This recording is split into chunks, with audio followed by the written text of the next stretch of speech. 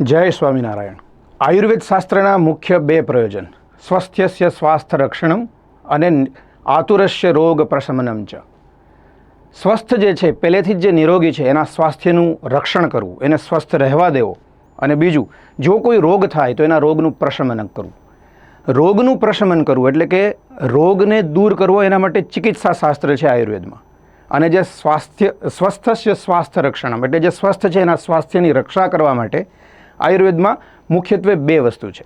એક છે ઋતુચર્યા અને બીજી છે દિનચર્યા.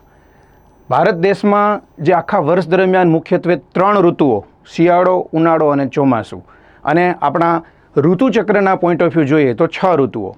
આ 6 ઋતુમાં વ્યક્તિએ કેવા આહાર વિહારનું પોતે પાલન કરવું એનું એટલું સરસ રીતે એમાં માર્ગદર્શન મળે છે આયુર્વેદ શાસ્ત્રમાં કે જો આ આહાર વિહારનું, ઋતુ પ્રમાણેના આહાર વિહારનું પાલન કરવામાં આવે તો આપણે નિરોગી રહી શકીએ, સ્વસ્થ જ રહી શકીએ, રોગ થાય જ નહીં. આજે આપણે વાત કરવાની છે ચોમાસાની, પણ આપણે જેને ચોમાસું કહીએ છીએ એની પાછી બીજી 2 ઋતુઓ છે. એક છે વર્ષા અને બીજી છે શરદ. વર્ષા એટલે શરૂઆતના 2 મહિના ચોમાસાના, અને પાછળના જે 2 મહિના છે એ શરદ છે. વર્ષા ઋતુ એટલે અષાઢ અને શ્રાવણ, અને શરદ ઋતુ એટલે ભાદરવો અને આશુ. આજે આપણે વાત કરવાના છીએ વર્ષા ઋતુની.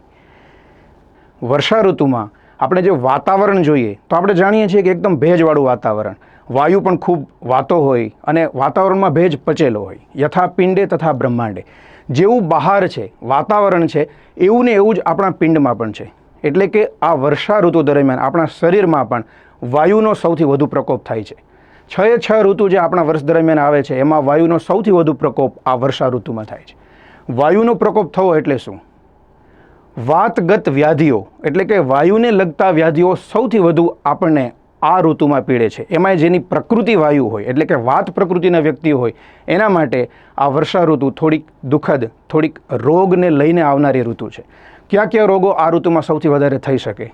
સૌથી વધારે જે રોગો થાય તે દુખાવાને લગતા, ઘૂંટણના દુખાવો, કમરના દુખાવો, ગરદનના દુખાવો, આ બધા જે દુખાવાઓ છે એ આ ઋતુમાં થોડા વધી શકે.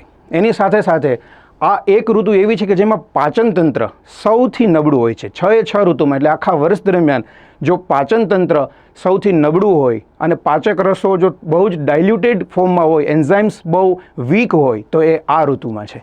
એટલે પાચન તંત્રને લગતા તમામ રોગો આ ઋતુમાં થવાની શક્યતા સૌથી વધારે. કબજિયાત, અપચો, ગેસ, અજીર્ણ વગેરે વગેરે. અને આપ જુઓ કે આ જે ઋતુમાં પાચન તંત્રને થતા રોગોની શક્યતાઓ વધુ હોવાને લીધે, પાચક રસો સૌથી ઓછા જરતા હોવાને લીધે આ જ એવી ઋતુ છે કે કોઈ પણ ધર્મ હોય પણ એમાં જે વ્રત અને ઉત્સવો આ જ ઋતુમાં વધારે આવે. એમાં મુસલમાનના રોજા હોય, ચાતુર્માસ હોય, જૈનોના પર્યુષણ હોય, આ બધી જ વાતોને ક્યાંક ને ક્યાંક આપણા સ્વાસ્થ્ય સાથે સંબંધ છે. ઓછું ઇન્ટેક અને પચે તેવો ઇન્ટેક લેવાની એક જે પદ્ધતિને આપણી જીવનશૈલી સાથે જોડવાની આ બધી પરંપરાગત રીતિઓ છે, શૈલીઓ છે.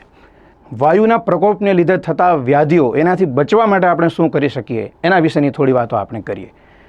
મુખ્યત્વે 3 બાબતોનું આપણે ધ્યાન લઈશું. એક શું ખાવું, શું ન ખાવું, અને એક વર્ષા ઋતુના 5 રત્નો અમે કહીએ છીએ કે આ 5 વસ્તુઓને જો વર્ષા ઋતુમાં આપણા જીવનમાં, આપણી દિનચર્યામાં જો સમાવિષ્ટ કરીએ તો બચી શકીએ. અને ત્રીજું એક આરોગ્ય જળ છે. આ 3 વાતો આપણે આજની આ વાતમાં કરવાની છે. સૌથી પહેલું શાકભાજી અને ફળ. કેવા શાકભાજી આ ઋતુમાં ખવાય અને કેવા ન ખવાય? જે શાકભાજી દાણાવાળા છે, ચોળા, પાપડી, વટાણા, વાલ, આ બધા દાણાવાળા શાકભાજી છે, પચવામાં ખૂબ ભારે છે, અને આ ઋતુમાં એ શાકભાજીથી બચવું જોઈએ, ઓછા ખાવા જોઈએ. કેવા શાકભાજી વધારે ખાઈએ? તો જે વેલાવાળા શાકભાજી છે, જે વેલામાં ઉગે છે એવા શાકભાજી આપણે આ ઋતુમાં વધારે ખાવા જોઈએ.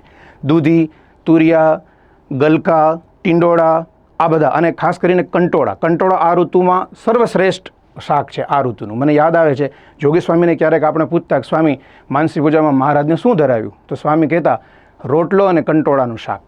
આપ જોશો કે આ ઋતુમાં કંટોળા ખૂબ વિપુલ માત્રામાં મળી આવે છે. એવી જ રીતે ફળની વાત કરીએ તો આ ઋતુમાં આપ જોશો કે અત્યારે શાક માર્કેટમાં આપ જશો, ફળ માર્કેટમાં જશો તો સૌથી વધારે તમને જોવા મળશે એ છે ખારેક, પછી બીજું જલદારું, જેને આલુ પણ આપણે કહીએ છીએ, પેરું અને દાડમ. આ 4-5 એવા બધા ફળો છે કે જે વિપુલ માત્રામાં મળે ને પાછા સસ્તા છે. આ ઋતુ માટેના ઉત્તમ ફળ છે. આ ઋતુમાં શું ન ખવાય? કેળા, ચીકુ, જામફળ, સીતાફળ આવા ફળ આ ઋતુમાં ન લેવા જોઈએ અથવા બિલકુલ ઓછી માત્રામાં લેવા જોઈએ. એક વાત વારંવાર હોસ્પિટલમાં આવતા તમામ લોકો વાત કરતા હોય, કેરીનો રસ ચોમાસામાં ખવાય. એક તો કેરી ચોમાસામાં મળતી જ ન હોય તો કેરીનો રસ ખાશું કેવી રીતે? તો એની પણ વ્યવસ્થા આપણા બધા હોશિયાર લોકો અથવા તો હોશિયાર ગૃહિણીઓ કરતી હોય છે. કેરીની સિઝનમાં એના બાટલા ભરી ભરીને બૂચમાં સરસ રીતે પેક કરીને એને સાચવી રાખે અને પછી દરેક ઋતુમાં જ્યારે જ્યારે મન થાય ત્યારે એ એક બોટલ ખોલીને એનો રસ ખાયા કરે. આ ઋતુમાં કેરીનો રસ સર્વથા વર્જ્ય. અને જો કેરીનો રસ જે સાચવેલો છે અમુક સમયનો એને આપણે ખોલીને ખાઈએ તો એ વાયુ પ્રકોપ અવશ્ય કરે.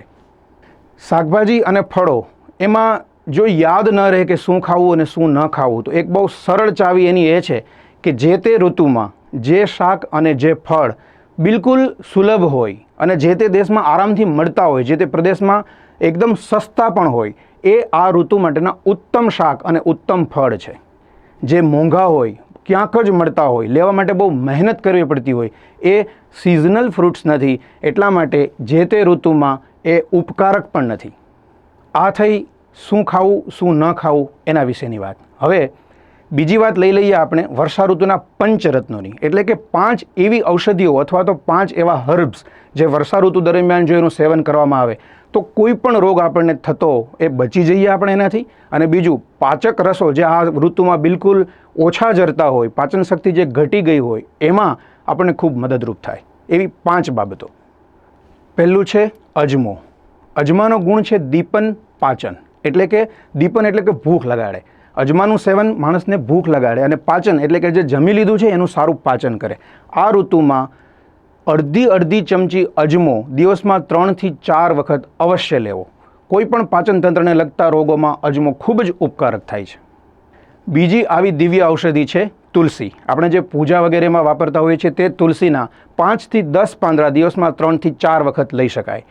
તુલસીના પાંદડાઓને ગરમ પાણીમાં ઉકાળી એનામાં સિંધાવ મીઠું થોડું નાખીને ઉકાળીને જે ઉકાળો બને છે એને નરણા કોઠે પીવાથી ગઈકાલનું જે અપચો થયેલું, જે પાચન ન થયેલું જે કંઈ પણ મટીરિયલ આપણા સ્ટમકમાં એટલે કે હોજરીમાં પડેલું છે ને એનું બહુ જ યોગ્ય રીતે નિકાલ થાય છે. આ થયું તુલસીની વાત. ત્રીજી ઔષધિ છે સૂંઠ.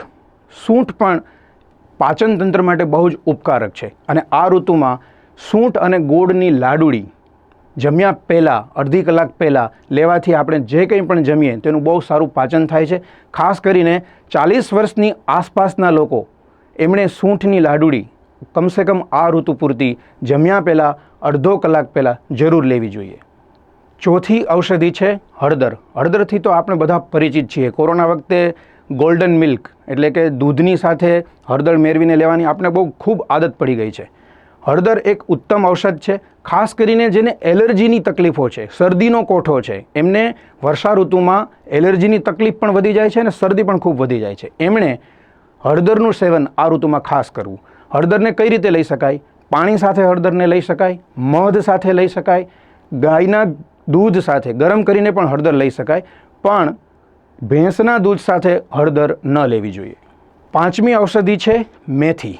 વાયુના પ્રકોપને સર્વશ્રેષ્ઠ રીતે જો શરીરમાંથી નિકાલ કરતું હોય તો એ ઔષધ છે મેથી.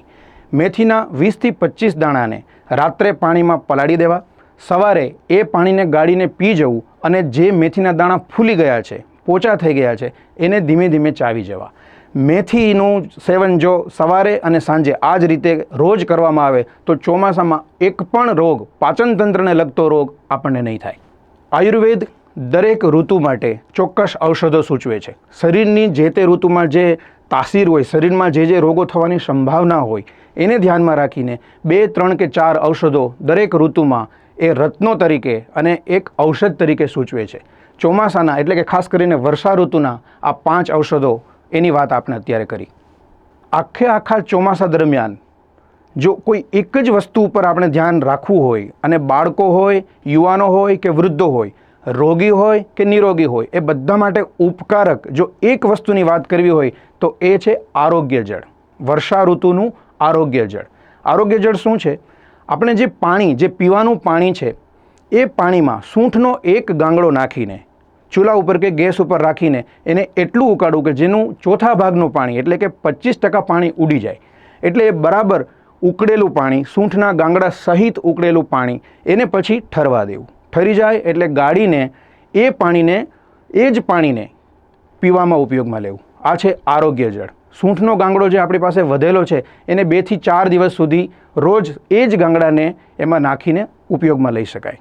આવી રીતે તૈયાર થયેલું જે આરોગ્ય જળ છે એને જ જો પીવામાં આવે તો વર્ષા ઋતુમાં એક પણ રોગ, ભલે આપણા પાચન તંત્રના રસો નબળા હોય, વીક હોય, બીજી ઘણી બધી તકલીફો હોય, શરદી હોય અને પાચન તંત્રને લગતા રોગો પણ હોય, એલર્જી પણ હોય, કંઈ પણ હોય, પણ જો આરોગ્ય જળનું સેવન કરવામાં આવે આ 2 મહિના એટલે કે વર્ષા ઋતુના 2 મહિના દરમિયાન, તો આ બધા રોગોથી આપણે બચી જઈશું. એટલું જ નહીં, આપણને જે ઓલરેડી ઘણા લાંબા સમયથી થયેલા રોગો છે ને એ પણ ધીરે ધીરે એનું બળ ઓછું થઈ જશે. આરોગ્ય જળનું સેવન વર્ષા ઋતુમાં જરૂર કરવું.